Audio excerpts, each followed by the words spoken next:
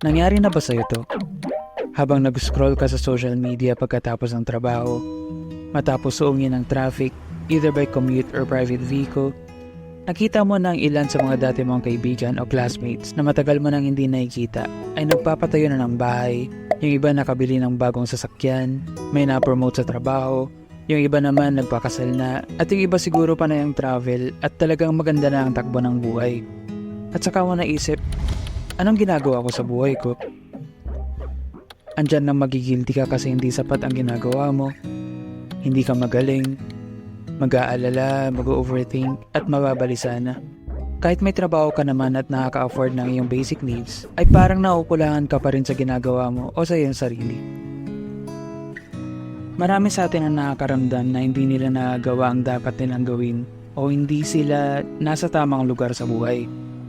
At kung nakapanood mo ang video na ito, siguro isa ka rin sa mga nakakaramdam nito. Importanteng alalahanin natin na bawat isa sa atin ay may kanya-kanyang starting point, pace, at may iba't ibang sitwasyon. Narito ang 3 reminders when you feel like napag-iiwanan ka na. Do not compare yourself to others. Madali kasi makita ang achievement ng iba. Dahil sa social media, ang end result na lang yung nakikita natin at hindi na yung kanilang pagod o proseso na pinagdaanan para makamit yung kanilang achievements. Lahat tayo may sariling daan.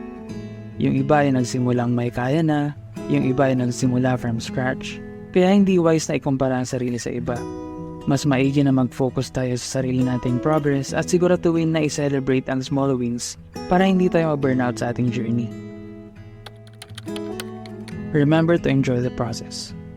Walang problema sa pagsisikap para mapabuti ang buhay, pero alalahanin din natin na importante sa ating paglago ang kung paano natin maaabot yung mga gusto nating abutin. Maaaring pangarap mong magkaroon ng sariling bahay at lupa, pero dapat din natin isaalang-alang kung ano ang plano natin para marating ito at gumawa ng proseso o mga hakbang na ma-enjoy mo. Sa tulong ng internet, marami nang pwedeng pagkakitaan online. At nabuksan na rin ang international job market sa mga Pilipino na gusto ng remote setup na trabaho. Kung nababagalan ka sa progress mo, don't beat up yourself and recognize that we all have our own circumstances. As long as ginagawa mo ang makakaya mo, you're doing a good job. Take a break from social media. Tulad ng example natin sa umpisa ng video, minsan nag-focus tayo sa highlights ng buhay ng iba. By taking a break from social media, magkakaroon din tayo ng additional time for ourselves na pwede natin gamitin to cultivate a new skill.